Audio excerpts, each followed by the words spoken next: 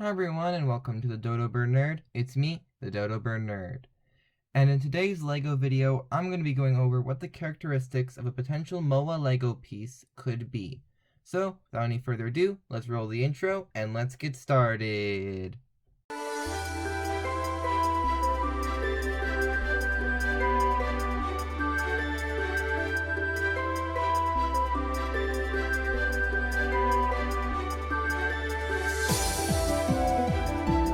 So one quick thing before we get started, that being that all works used will be linked in the description of the video.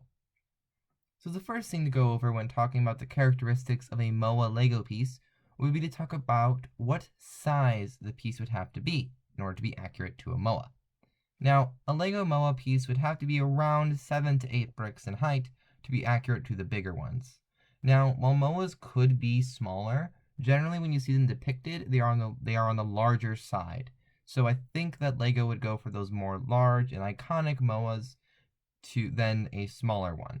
Now, again, in order to be accurate to those larger Moas, it would have to be around 7 to 8 bricks in height to be accurate to those Moas. Now, the next thing to go over is what would be the color of a potential Moa LEGO piece. Now, a LEGO Moa piece would be a reddish-brown base piece, with some gray printing on the feet to show like the claws, talons, or you get the idea. And maybe some slightly different, maybe nougat, or some variation of that, printing on the legs and beak, just to show they are slightly different from the rest of the bird's body. And various assorted grays, whites, browns, and nougats on the main body to show variations in the feather color, as it wasn't all one color on the main bird, though there was generally a larger color, I believe.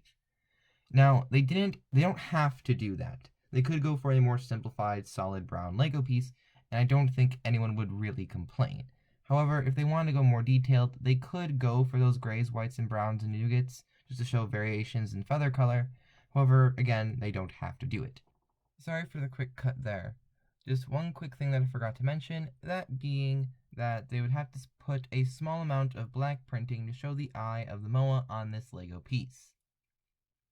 Now the last thing to go over would be where exactly this Moa piece would show up if LEGO were to make a Moa LEGO piece.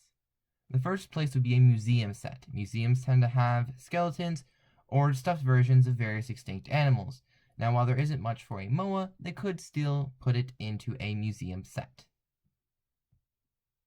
A zoo set would be another possibility. Now while most zoos, when they have extinct animal statuaries, are mainly dinosaurs, a Moa is still an extinct animal, like dinosaurs, and so it could in theory show up in a zoo LEGO set. A new theme would be another possibility. Again, we couldn't really say anything specific here as we wouldn't know what the theme would be yet. It could be some extinct animal theme or whatever, but a new theme is another possibility for a Moa LEGO piece. An Animals of New Zealand set would be another potential place for this to show up. Moas were from New Zealand, and if they want to do a set based on just the animals and wildlife of New Zealand, well, a Moa could show up there. Finally, a minifigure series could potentially have it. Now, similar to the last LEGO video where I did an Aurochs LEGO piece, this would have to be a smaller piece for the Moa, and I can't even say like unlike the Aurochs, like maybe like long-wise it would fit. Height-wise is the main problem here, and I think that might be a bit trickier to justify than the length problem on an Auroch. So, as I mentioned earlier in the video, there are smaller Moas, so they could in theory do one of those.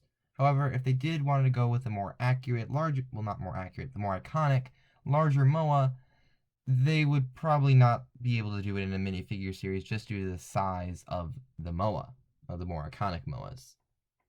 So, what do you think of my general description of the characteristics of a potential Moa LEGO piece? Let me know in the comments down below. What extinct animal do you want me to do next? Let me know in the comments down below. And as always, if you enjoyed the video, please leave a like and subscribe, and I will see you all next time. Bye!